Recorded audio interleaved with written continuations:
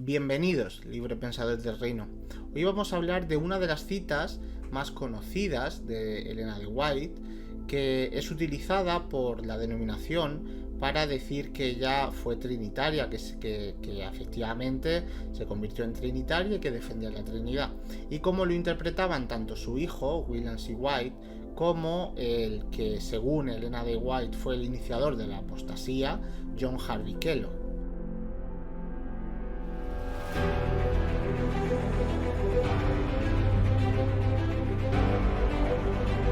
Antes de continuar, me gustaría que me hicierais un gran favor. Por favor, estoy empezando. Los comienzos son difíciles. El 90% de mi audiencia no está suscrita a mi canal. Os pido encarecidamente que os suscribáis. Me haríais un grandísimo favor. Que Dios os bendiga. Uno de los principales argumentos de la denominación adventista de que en efecto Elena G. de White era trinitaria se encuentran en una cita que está en múltiples escritos. La cita dice así: al describir a sus discípulos la obra y el cargo del Espíritu Santo, Jesús trató de inspirarles el gozo y la esperanza que alentaba su propio corazón. Se regocijaba por la ayuda abundante que había provisto para su iglesia. El Espíritu Santo era el más elevado de todos los dones que podía solicitar de su Padre para la exaltación de su pueblo. El Espíritu iba a ser dado como agente regenerador, y sin esto el sacrificio de Cristo habría sido inútil. El poder del mar se habría estado fortaleciendo durante siglos, y la sumisión de los hombres a este cautiverio satánico era asombrosa. El pecado podría ser resistido y vencido únicamente por la poderosa intervención de la tercera persona de la divinidad, que iba a venir no con energía modificada, sino en la plenitud del poder divino. El Espíritu es el que hace eficaz todo lo que ha sido realizado por el Redentor en el mundo. Por el Espíritu es purificado el corazón, por el Espíritu llega a ser el creyente partícipe de la naturaleza divina. Cristo ha dado su Espíritu como poder divino para vencer todas las tendencias hacia el mal, hereditarias y cultivadas, y para grabar su propio carácter en su iglesia. Aquí muchos de vosotros pensarán que efectivamente Elena G. de White era trinitaria, y la tercera persona de la divinidad es la misma tercera persona que se entiende en el cristianismo tradicional. Analicemos. En primer lugar, la cita dice que el Espíritu Santo es el más elevado de todos los dones. En segundo lugar, el Espíritu Santo es un agente regenerador. En tercer lugar, el Espíritu Santo es la tercera persona de la divinidad. En cuarto lugar, por el Espíritu Santo es purificado el corazón y el creyente es partícipe de la naturaleza divina. En quinto lugar, el Espíritu Santo es de Cristo, su Espíritu. Aquí muchos de vosotros pensarán que efectivamente Elena G. White era trinitaria, y la tercera persona de la divinidad es la misma tercera persona que se entiende en el cristianismo tradicional, o sea, la Trinidad. Curiosamente, esta interpretación es similar a la que sostuvo John Harvey Kellogg en sus últimos años de vida.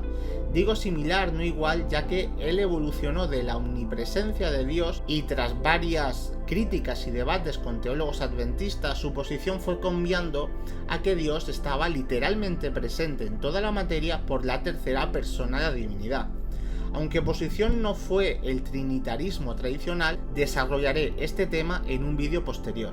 Pero gracias a las citas de Kellogg demostraré que la posición adventista era contraria a la visión de que el Espíritu Santo era una persona en el mismo sentido que el Padre y el Hijo.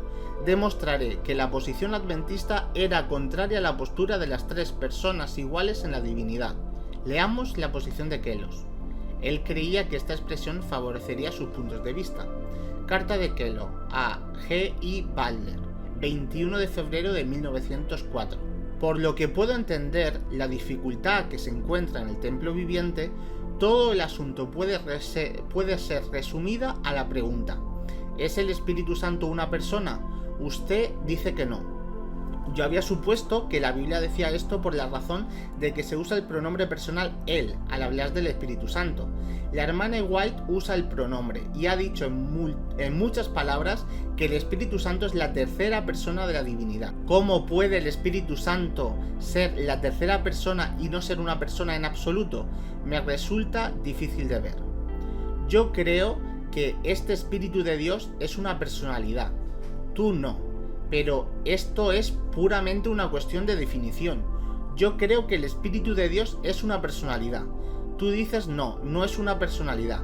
Ahora, la única razón por la que diferimos es porque diferimos en nuestras ideas de lo que es una personalidad. Su idea de la personalidad es tal vez la de una persona o un ser humano.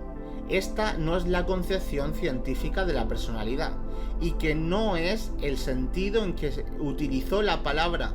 La prueba científica de la personalidad es el ejercicio de la voluntad, la abolición, el propósito, sin ninguna referencia a la forma o ser material. Carlos Abarla. Hay muchísima información, pero para no salirnos del propósito del vídeo, Carlos se esforzaba por insinuar que la hermana White y él estaban en consonancia y que defendían los dos que el Espíritu Santo era una persona, de la misma manera que el Padre y el Hijo. La interpretación de Kellogg de la cita de White era efectivamente que el Espíritu Santo era una persona de la misma manera que el Padre y el Hijo. Leamos la respuesta del pastor Buckley. En cuanto a que la hermana White y usted estén en perfecto acuerdo, tendré que dejar eso enteramente entre usted y la hermana White. La hermana White dice que no hay acuerdo perfecto. Usted afirma que sí lo hay. Sé que algunas de sus observaciones parecen darle una base sólida para afirmar que sí lo hay. Soy lo suficientemente franco para decir eso, pero debo reconocerle el mérito, hasta que ella lo desmienta, de decir que también hay una diferencia, y no creo que usted pueda decir plenamente a qué se refiere. Dios mora en nosotros por su Espíritu Santo, como consolador, como reprobador, especialmente el primero. Cuando venimos a Él, participamos de Él en ese sentido, porque el Espíritu procede de Él, procede del Padre y del Hijo. No es una persona que camina a pie, o que vuela como un ser literal, en ningún sentido como lo son Cristo y el Padre. Al menos, si lo es, está totalmente más allá de mi comprensión del significado del lenguaje o las palabras. Curiosamente, esa visión que tiene la Iglesia de que el Espíritu Santo es una persona omnipresente, de la misma manera que lo son el Padre y el Hijo, es la que defendió su más aferrado enemigo, el apóstata Kellogg. Pero entonces, ¿a qué se refería Elena G. de White al decir que el Espíritu Santo es la tercera persona de la divinidad? Cuando curiosamente nunca llama al Padre, primera persona de la divinidad, o al Hijo, segunda persona de la divinidad. Para conocer esto debemos irnos al contexto histórico de la cita. Aunque parezca extraño, las expresiones incluidas en la cita son las utilizadas por muchos antitrinitarios de la época. Por ejemplo, Uriah Smith, quien escribió varios párrafos del conflicto de los siglos, incluidas en el capítulo 15, 23 y 28, además de ser editor y corrector de la obra, fue bajo todos los historiadores antitrinitario. Toda su vida desarrolló o recopiló gran parte de los conceptos utilizados en la obra. Él dijo: no puede ahora estar fuera de lugar considerar por un momento qué es este espíritu, cuál es su función, cuál es su relación con el mundo y con la Iglesia, y lo que el Señor intenta hacer a través de su Espíritu por su pueblo. El Espíritu Santo es el Espíritu de Dios. Es también el Espíritu de Cristo. Romanos 8, 9 y 10. Es la manifestación divina y misteriosa a través del cual llevan adelante su gran infinito trabajo.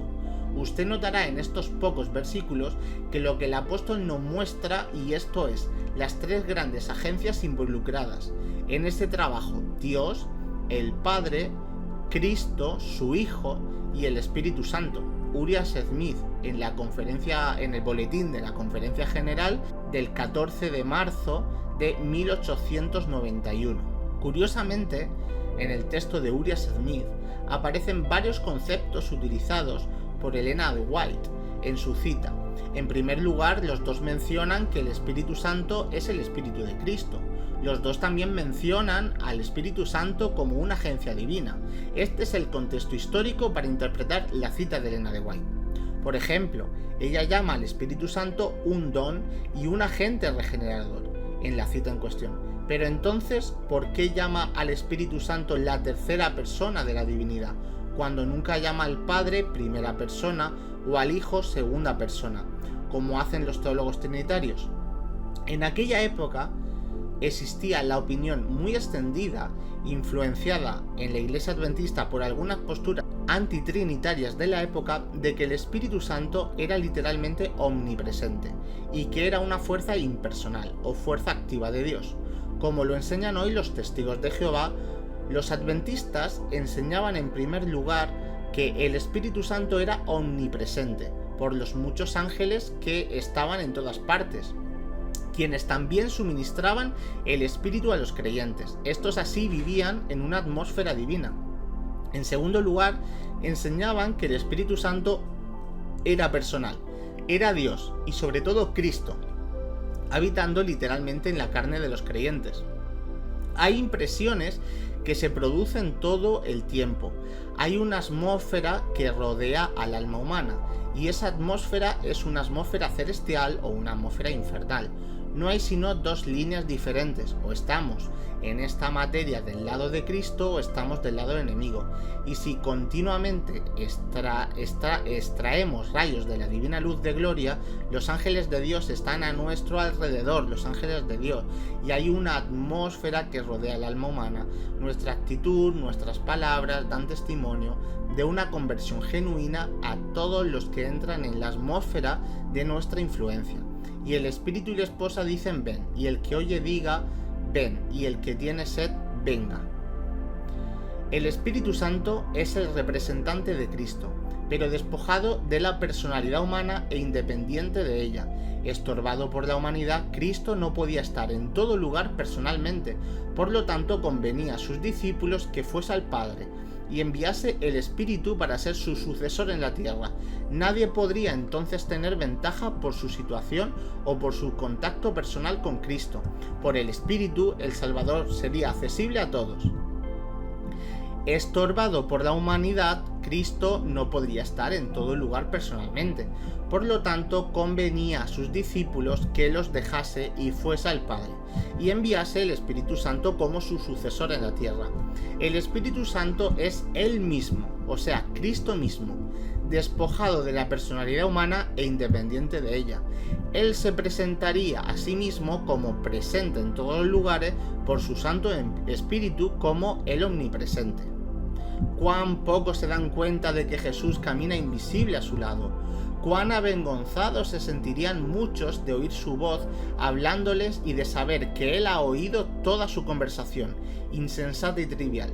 Y cuántos corazones arderían con santo gozo si tan solo supieran que el Salvador está a su lado, que la atmósfera santa de su presencia los rodea y que están alimentándose del pan de vida. Cuánto le agradecería al Salvador oír a sus seguidores hablando de las preciosas lecciones de instrucción que Él dio y saber que ellos tienen apetencia por las cosas santas. Cuando la verdad mora en el corazón, no hay lugar para criticar a los siervos de Dios o para encontrar faltas en el mensaje que Él envía. Lo que está en el corazón fluirá de los labios, no podrá ser reprimido. Las cosas que Dios ha preparado para aquellos que le aman serán el tema de la conversación. El amor de Cristo está en el alma como una fuente de agua, que salta para vida eterna y que hace surgir corrientes vivas que llevan vida y alegría por donde quiera fluyan. El Señor viene pronto. Queremos esa comprensión completa y perfecta que solo el Señor pueda dar. No es seguro recibir el Espíritu de otro. Queremos el Espíritu Santo, el cual es Jesucristo. Si tenemos comunión con Dios, tendremos fuerza, gracia y eficiencia. El contexto de todas sus citas deja claro que la posición de Ellen G. White no es la de una persona como lo desarrolla la teología trinitaria, ni triteísta. Existe otra interpretación diferente a la de Kellogg, la de casi la totalidad de adventistas de la época hasta la muerte de Ellen G. White en 1915 y que mantuvo su hijo cuando se empezó a defender la doctrina de la Trinidad en 1930. Por el tiempo cuando se publicó Living Temple, pasaron delante de mí durante la noche símbolos que indicaban que algún peligro se avecinaba y que debía prepararme para él poniendo por escrito las cosas que Dios me había revelado acerca de los principios fundamentales de nuestra fe. Se me envió un ejemplar de Living Temple, pero quedó en mi biblioteca sin que lo leyera. Por la luz que me dio el Señor supe que algunas de las opiniones propiciadas en el libro no llevaban la aprobación de Dios y que eran una trampa que el enemigo había preparado para los últimos días. Pensé que eso sería ciertamente discernido y que no sería necesario que yo dijera nada en cuanto a él. En la controversia que se levantó entre nuestros hermanos acerca de las enseñanzas de este libro, declararon los que estaban a favor de darle una amplia circulación, contiene las mismas opiniones que ha estado enseñando la hermana White. Ese acento que me hirió directamente en el corazón. Me sentí quebrantada, pues sabía que esa conclusión no era verdadera. En esta cita podemos ver que la utilización que hacía Kellogg de los textos y términos de Elena G. de White tenía la intención de apoyar su propio pensamiento, más que exponer el verdadero pensamiento de la autora, de la misma forma que hizo con el término tercera persona de la divinidad. Finalmente mi hijo me dijo: mamá, debes leer por lo menos algunas partes del libro, para que puedas ver si está en armonía con la luz que Dios te ha dado. Se sentó a mi lado y juntos leímos el prefacio y la mayor parte del primer capítulo, y también párrafos de otros capítulos. A medida que leíamos, reconocí las mismas opiniones contra las cuales se me había ordenado que hablara en forma de advertencia. Durante los primeros días de mis trabajos públicos, cuando salí del estado de Maine, fue para ir a Vermont y Massachusetts, para dar un testimonio contra esas opiniones. Living Temple contiene el alfa de esas teorías. Sabía que la omega seguiría poco después y temblé por nuestro pueblo.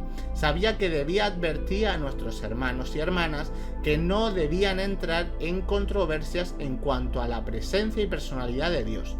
Las declaraciones presentadas en Living Temple acerca de este punto son incorrectas. Los textos empleados para apoyar la doctrina presentada son pasajes mal aplicados. Me siento impulsada a hablar negando la pretensión de que las enseñanzas de Living Temple pueden ser apoyadas por declaraciones de mis escritos. Quizá haya en este libro expresiones y opiniones que están en armonía con mis escritos, y quizá haya en mis escritos muchas declaraciones que, tomándolas aisladamente e interpretadas de acuerdo con el modo de pensar del autor de Living Temple, parecerían estar en armonía con las enseñanzas de este libro. Esto puede dar un apoyo aparente al asento de que las opiniones que hay en Living Temple están en armonía con mis escritos, pero no permita a Dios que prevalezca esa opinión. Entonces vemos muy posible que Kellogg, al utilizar declaraciones de Ellen White sobre que la tercera persona de la divinidad sea una persona diferente a Cristo y exactamente igual que Cristo y el Padre, esté en efecto tergiversando las palabras de Elena de White, de la misma manera que hace la denominación adventista hoy. Leamos la siguiente carta. Sanatorio, California, 23 de octubre de 1907. Querido hermano Wilcon, recibí y leí su reciente carta acerca de la hermana que piensa que ha sido elegida para ocupar el puesto que ha ocupado la hermana White. Tengo esto que decir. Puede ser sincera, pero está ciertamente equivocada. Más o menos un año después de la muerte de mi esposo, estuve muy débil y se temió que no viviera sino un corto tiempo. En el congreso de Hatchwood fui llevada a la carpa donde había una gran reunión de nuestros hermanos. Pedí que me levantaran del sofá donde estaba recostada y me ayudaran a llegar al estrado del predicador, para que pudiera decir unas pocas palabras de despedida a los hermanos. Cuando traté de hablar, el poder de Dios vino sobre mí y me conmovió completamente. Muchos de la congregación observaron que yo estaba débil y que mi rostro y manos estaban exangües. Pero cuando comencé a hablar vieron que el color venía a mis labios y rostro, y supieron que se estaba efectuando un milagro en mi favor. Estuve ante los hermanos, sanada y hablé con libertad. Después de este caso se me explicó que el Señor me había levantado y daría gracia y vigor para la obra. También se me mostró que mi hijo, William C. White, debía ser mi ayudante y mi consejero, y que el Señor colocaría sobre él el espíritu de sabiduría y ecuanimidad.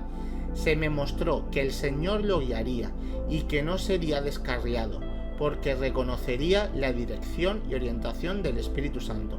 Se me dio la seguridad: no estás sola en la obra que el Señor ha elegido para que hagas. Serás enseñada de Dios en cuanto a la forma de presentar la verdad, en su sencillez delante de la gente. El Dios de la verdad te sostendrá y se darán pruebas convincentes de que te está guiando.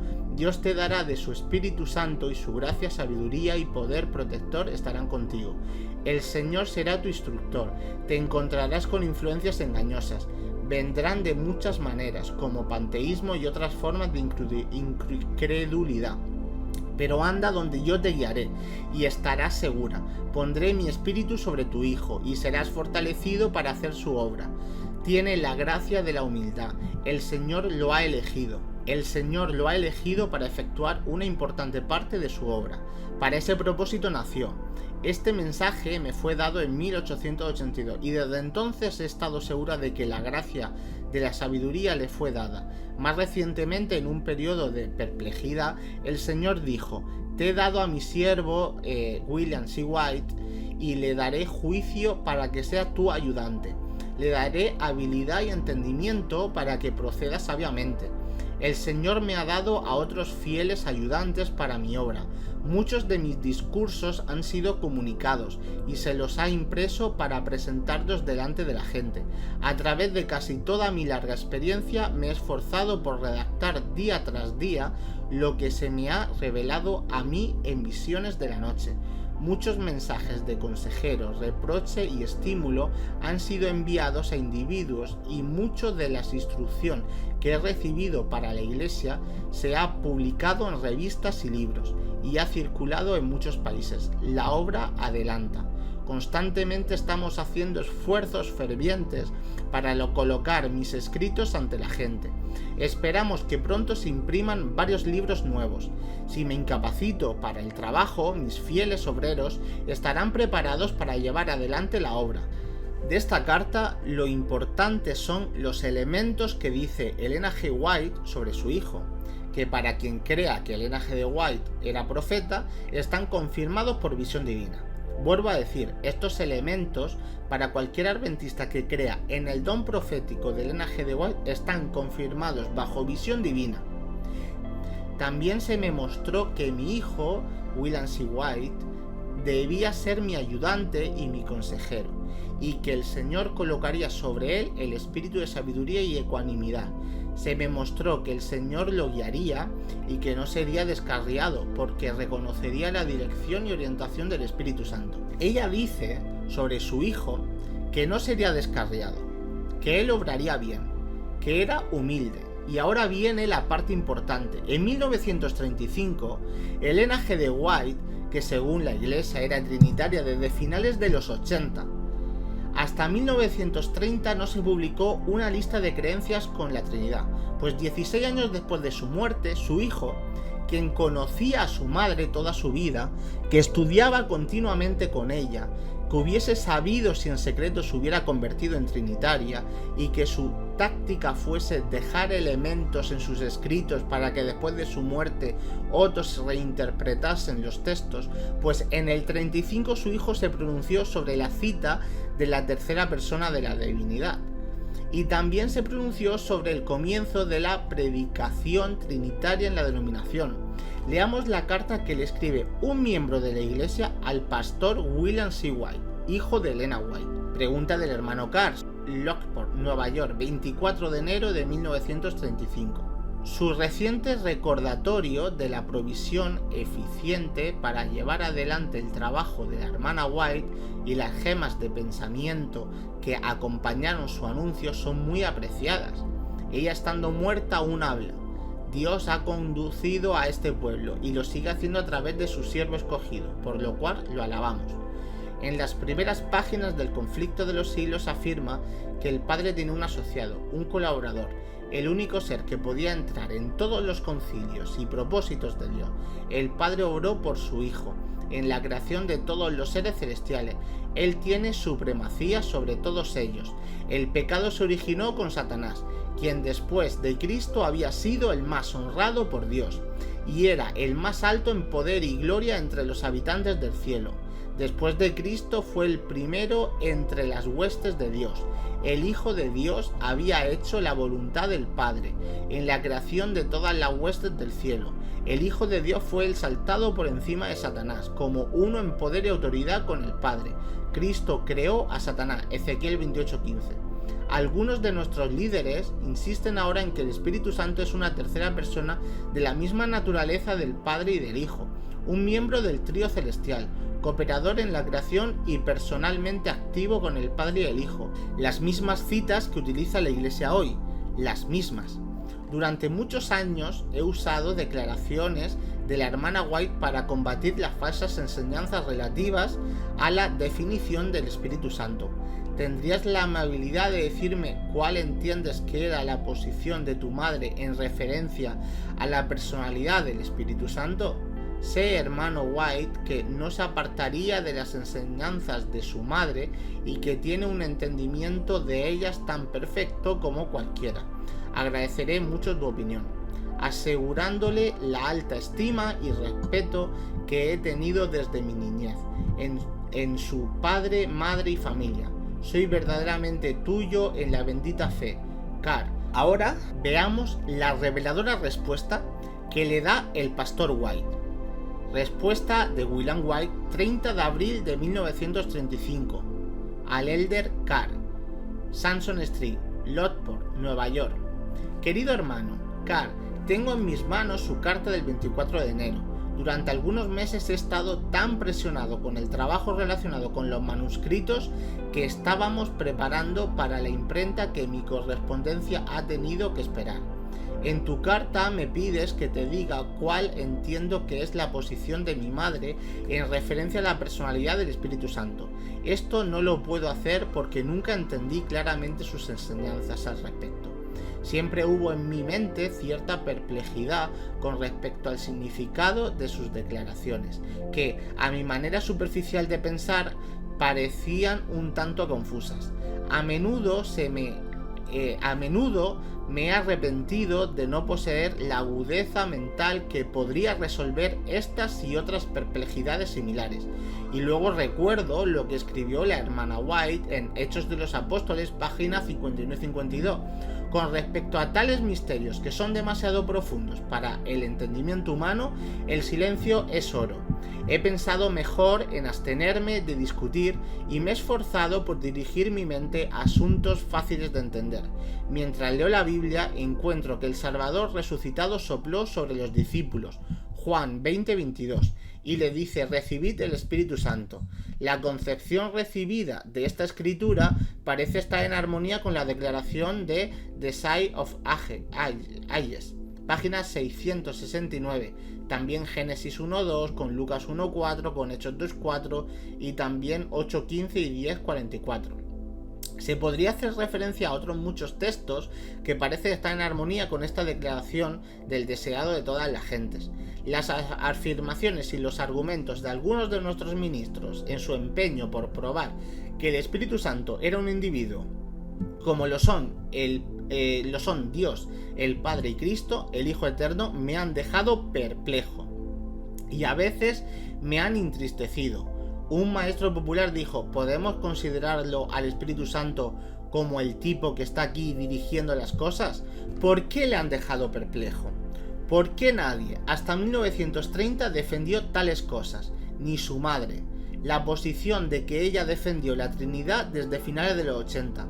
Con esta declaración históricamente desacredita, pero desacredita por completo. Y además dice que le entristece porque ni su madre ni ningún otro pastor defendió tal afirmación hasta los años 30. Por eso le entristece, porque se estaba defendiendo lo que su madre no creía. Mis perplejidades disminuyeron un poco cuando aprendí del diccionario que uno de los significados de personalidad era características. Está dicho de tal manera que concluí que podría haber una personalidad sin forma corporal que es poseída por el Padre y el Hijo.